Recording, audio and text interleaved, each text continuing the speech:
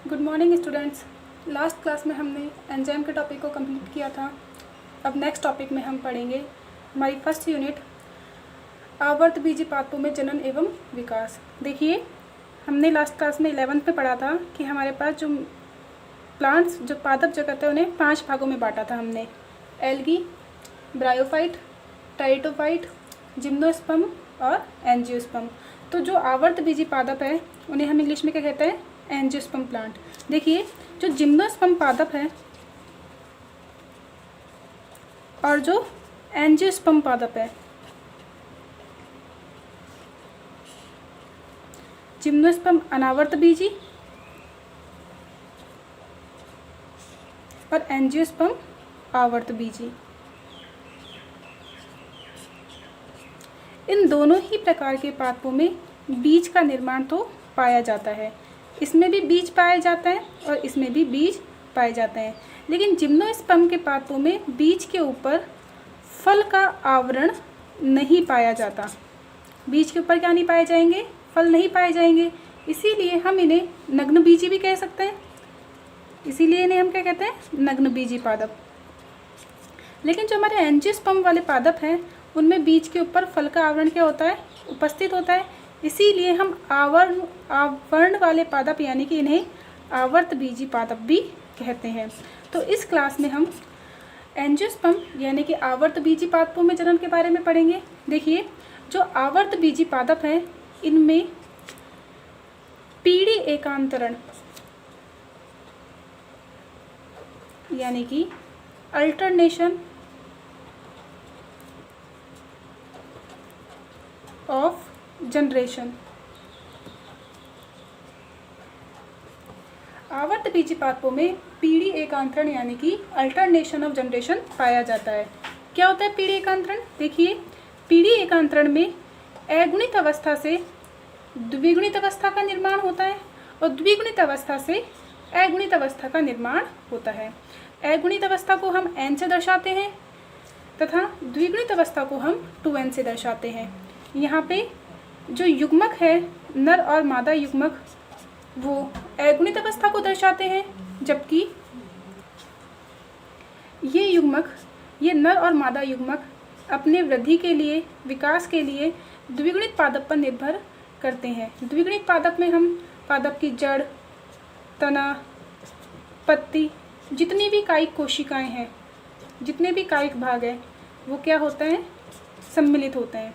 यह द्विगुणित अवस्था दीर्घजीवी होती है, स्वतंत्र होती है, जबकि अगुणित अवस्था अर्थात युग्मक स्वतंत्र नहीं होते, अपितु किसके ऊपर निर्भर होते हैं? ये अपनी द्विगुणित अवस्था के ऊपर निर्भर होते हैं। अतः इसमें अस्पष्ट पीढ़ी एकांतरण पाया जाता है। क्या पाया जाता है इसमें? अस्पष्ट पीढ़ी एकांतरण। अब हम आवर्तबीजी पादपों में जनन के बारे में जब हम पढ़ेंगे तो हम देखते हैं कि आवर्तबीजी पादपों में जनन 2 तरीके से हो सकता है। यह 2 तरीके होते हैं अलैंगिक जनन यानी कि एसेक्सुअल रिप्रोडक्शन तथा लैंगिक जनन अर्थात सेक्सुअल रिप्रोडक्शन। तो पहले हम बात करते हैं अलैंगिक जनन की, फिर हम बात करेंगे लैंगिक जनन की। तो देखते हैं हम नेक्स्ट पॉइंट इसमें अलैंगिक जनन। तो देखते हैं हम हमारा इसमें फर्स्ट पॉइंट अलैंगिक जनन। देखिए, अलैंगिक जनन इस प्रकार के जनन में हमें, जब हम अलैंगिक जनन की बात करते हैं तो इसमें युग्मकों का निर्माण नहीं होता। इसमें युग्मक निर्मित नहीं होते, अर्थात नर युग्मक और मादा युग्मकों का निर्माण नहीं होता। जब युग्मकों का निर्माण नहीं हो रहा, इससे क्या तात्पर्य है? अर्थात इसमें अर्धसूत्री विभाजन अनुपस्थित होता है, साथ ही साथ इसमें युग्मकों का संलयन अर्थात निषेचन भी संभव नहीं होता। चूँकि यह बिना निषेचन के बनता है, अतः इसे असंग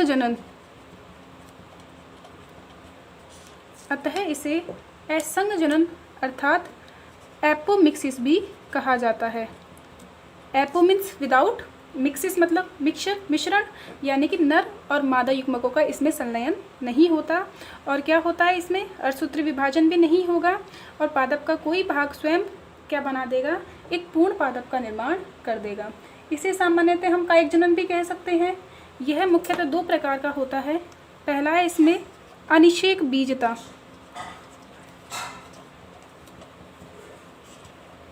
तथा द्वितीय है इसमें कायिक जनन या कायिक प्रवर्धन।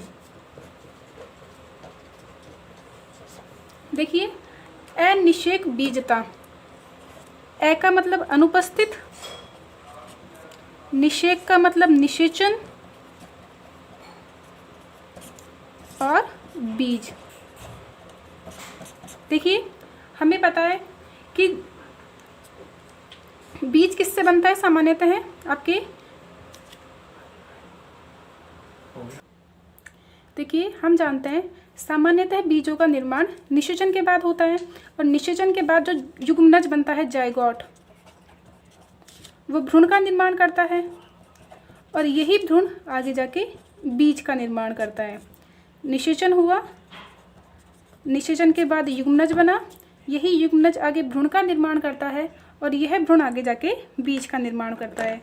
लेकिन इस प्रकार के जनन में जो बीज का निर्माण होता है वह निषेचन की अनुपस्थिति में ही हो जाता है, अर्थात बिना निषेचन के ही और बिना अर्धसूत्री विभाजन के ही बीज का निर्माण हो जाता है। तो इसे हम क्या बोलेंगे, अनिषेक बीजता। दूसरा है हमारे पास कायिक जनन या कायिक प्रवर्धन। इस प्रकार के प्रवर्धन में बीज के अतिरिक्त, पादप में बीज के अतिरिक्त अन्य किसी भी भाग से,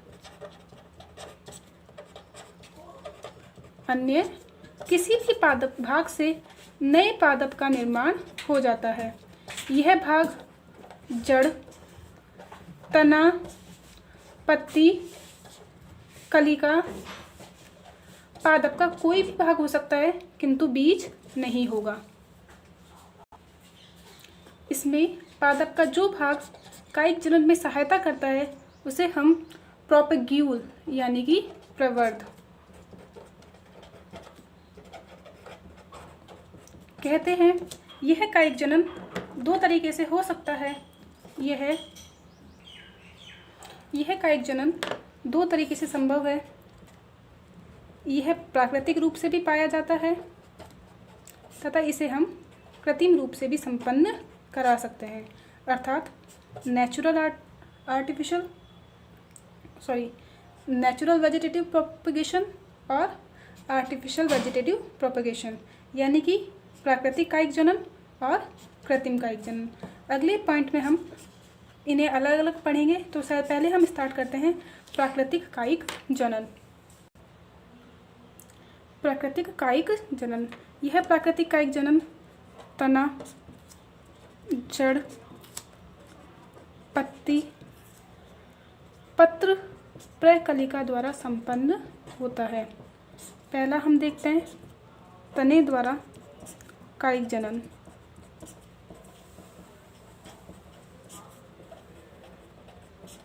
तने द्वारा कायिक जनन, देखिए हमें पता है कि तने पादप को सहारा प्रदान करने का काम करते हैं। इसके अतिरिक्त तने के अन्य भी बहुत से रूपांतरण पाए जाते हैं। कुछ तने भोजन संग्रहण हेतु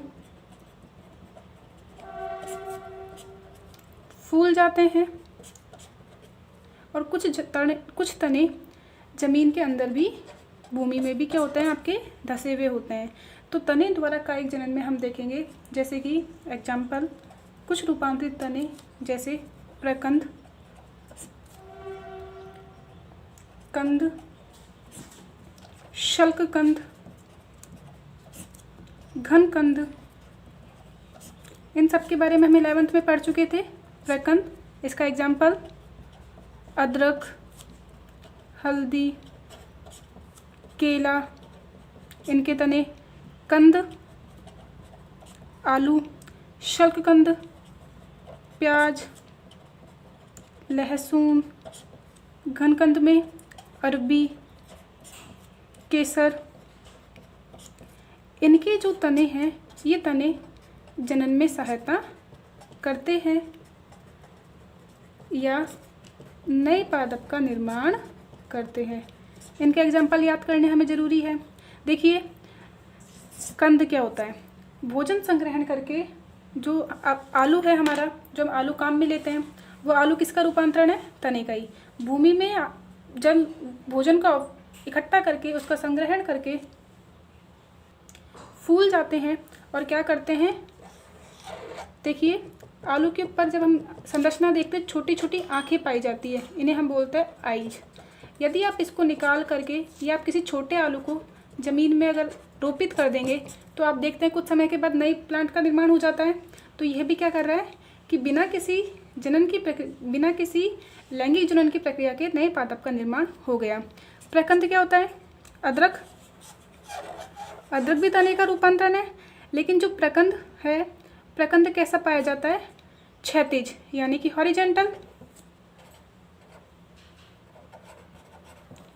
जबकि अरबी पाई जाती है वर्टिकल, खड़े रूप में।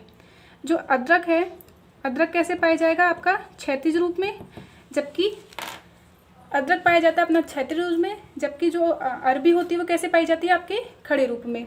तो इसमें देखिए क्या होता है, छोटे छोटे इनके पास पर्व और पर्व संधियाँ पाई जाती है, और यही पर्व और पर्व संधियाँ नए पादप के निर्माण में क्या करते हैं? सहायता करते हैं। इस पर्व और पर्व संधियों से नए पादप के लिए जड़ों का निर्माण हो जाता है। शल्ककंद, प्याज और लहसुन, घनकंद में अरबी और केसर, इनमें भी आपके तने के द्वारा नए पादप का निर्माण हो जाता है। इसके अतिरिक्त तने के कुछ अर्धवायवीय रूपांतरण, इनके बारे में भी हम लास्ट क्लास में बात कर चुके थे 11th में। तने के कुछ अर्धवायवीय रूपांतरण जैसे कि ऊपरी भूस्तरी, अंतः भूस्तरी,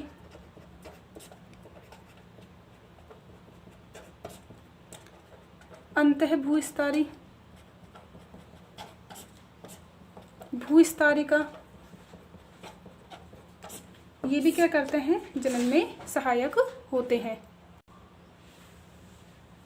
तो इस तरीके से तने द्वारा पादपों में कायिक जनन संभव है। इसके अतिरिक्त जड़ों के द्वारा भी कायिक जनन होता है।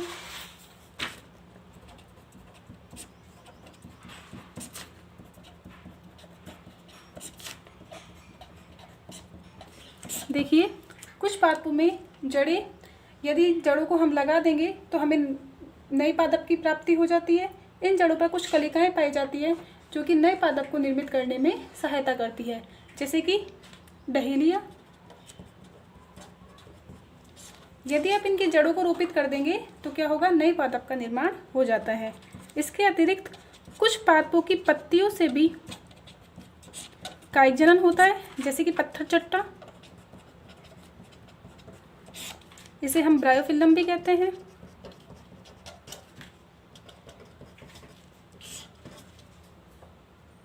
देखिए, ब्रायोफिल्म में क्या होता है कि जो पत्ती के किनारे होते हैं उससे छोटे छोटे पादपों का निर्माण हो जाता है, और जब ये छोटे छोटे पादप प्लांट से अलग होते हैं तो किसी नए पादप का निर्माण कर देते हैं। इनके अतिरिक्त कुछ पादपों में पत्र प्रकलिकाएं,